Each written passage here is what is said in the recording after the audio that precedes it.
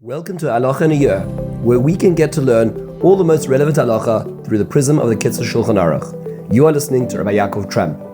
This year is kindly sponsored by the Moshe Group and CA in zechus of Rivka Biela, bas נחמה Shifra, and in honor of Rabbi Trump. Today we're going to be learning the halachas of bathing on Shabbos. This is Siman Pei Vav, this 86th chapter in the Kitzur Shulchan Aruch. We're going to be looking at two concepts, bathing in hot water on Shabbos and bathing in cold water. Let's start with bathing in hot water on Shabbos.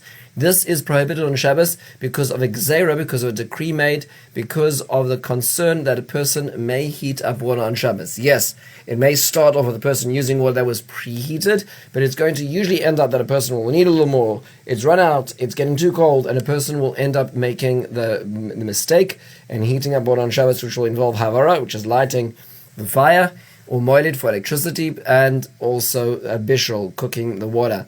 So a few basic questions on this. We're going to look at three questions. Number one is, which part of the body may I wash with hot water on Shabbos?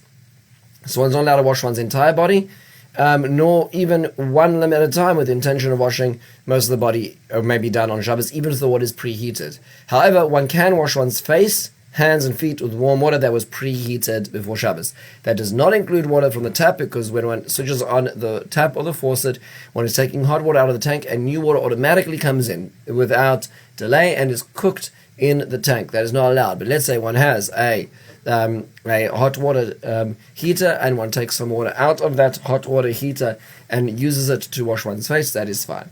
May I enter a bathhouse just to sweat? The answer is no. Part of the gzeira, or this decree, is it is forbidden to enter into a bathhouse even just for the purpose of sweating. Can I bathe in natural hot springs on Shabbos? The answer is yes, if it is hot spring water, it's in the ground and it's not roofed in, so there's not any structure over it. Then one can wash one's entire body on Shabbos in hot water. But if it was let's say it was extracted into, let's say, a bath, or it was the area was covered, then it's forbidden. Mishnah Brura points out that this is part of the included in the gzeira, the enactment of the against steaming on Shabbos. And however, that one can be makil, one can be lenient to rely on the opinion that if it's in the ground, even though it's roofed over, it may be allowed on Shabbos. Moving to the next concept, which is bathing in cold water on Shabbos. May one immerse oneself in cold water on Shabbos? The answer is yes, but it's forbidden to warm oneself up next to the fire right afterwards, because that is like washing oneself in warm water. So what must one do after washing one's hands in cold water before warming them up, let's say in front of the fire or the heater? So one must dry them off and rub them off well, shake them and then dry them, so that one's minimal amount of water is remaining before putting them in front of the heater. What precautions must one take before bathing in cold water on Shabbos? So one has to be careful not to squeeze one's hair, that's schita. One is not allowed to swim. One can also not float objects like wood chips on the water when doing so, when bathing. And also, if bathing, one has to be concerned, if one's in a public domain, then the river itself, or the body of water, is considered in a karmenis, a semi-public domain. One has to dry oneself off before leaving to avoid carrying water out with oneself as well. And even in the river, one cannot walk 4 amos within the river, 4 cubits in the river, because one is carrying the water on one's body more than those 7 feet or those 4 cubits. So why is swimming not allowed? So it's a separate gzeira that a person might make some sort of makeshift flotation device, break off a branch or something just to aid themselves in swimming, and that's not allowed, and therefore it's being categorically prohibited as well.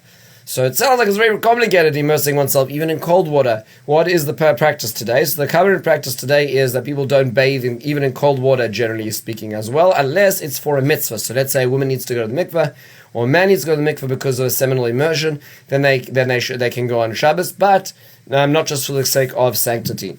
What about cold showers? So Rav Moshe Feinstein points out that this is really like cold bathing and should be avoided unless if a person is in great discomfort or for a mitzvah.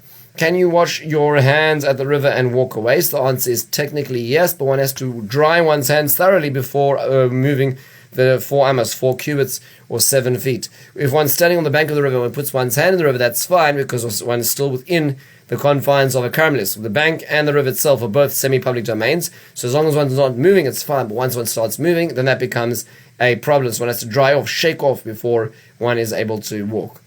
One cleans one's hands with a bran or crushed grain while they are wet. So it used to be a practice sort of like a soapy kind of substance. So the answer is yes, as long as you don't pour the water directly into the grain, because that would be lush. That is mixing. However, you can't use salt or thick soap to wash one's hands, because as one's washing one's hands with them, it liquefies it, and that's noilad, it's making a new substance as well, and has a phase change as well. That's why some poskim are concerned not just with the solid soap, which is memareach, but even thicker of the liquid soaps are more of a complication because of this. One's melting them in this respect as well. So one has to be careful about how thick one's soap is. May one wash in medicinal waters? So for instance, let's say there's a bad smelling water, noxious smelling waters. May one bathe in them? The answer is no, because it's evident that it's for the people, that it's for healing, which is not allowed. One's not allowed to do refuah on Shabbos. We'll see some of the parameters in the coming chapters. However, if you don't spend so long in the water, then it might be permitted if it's cold water, because then it appears that you're just cooling off, not using it for medicinal properties. What about hot springs that are used primarily for healing? So people only go there because of healing. So if their usual use is for health reasons, bathing in them on Shabbos is forbidden, because even if one doesn't stay there long, because it's clear one's going for medicinal purposes, and that's not allowed on Shabbos. Basic medicine is not allowed on Shabbos unless the person is dealing with an incapacitating situation or a life-threatening situation. So this is a basic overview of bathing in hot water, bathing in cold water. As you can see, some of the complexities that are associated with it, which is why, generally speaking, it is not done. With this, we conclude. Have a wonderful and meaningful